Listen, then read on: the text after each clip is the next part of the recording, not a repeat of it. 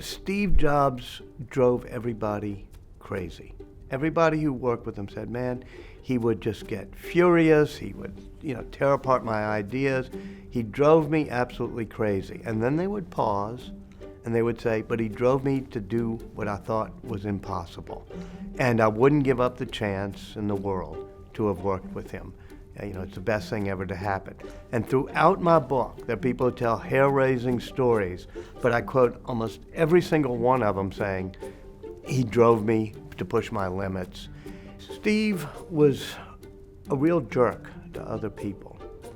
Andy Hertzfeld, Steve Wozniak, everybody who worked with him in the early days said the question you have to answer is, why were you so unkind? Did you have to be so unkind?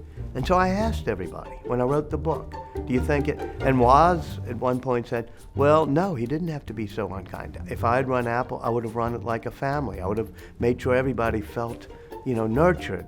And then he paused and he said, but maybe if I had run Apple, we wouldn't have come up with the Macintosh.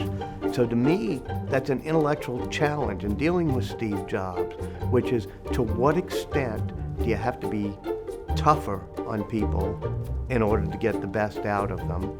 And, if I had an answer, it wouldn't have to be a 500-page book. I'll try to let the reader wrestle with it. I think it was something that was unnecessary.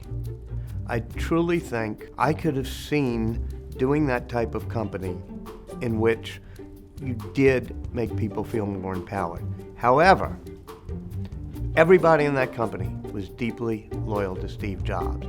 There were a lot of bosses in Silicon Valley who were a whole lot nicer, but they didn't keep a team that was fiercely loyal to them. So I can't criticize necessarily the outcome of what Steve Jobs did, but I can know, okay, what I learned from Steve Jobs is try to do the good stuff while minimizing the bad stuff.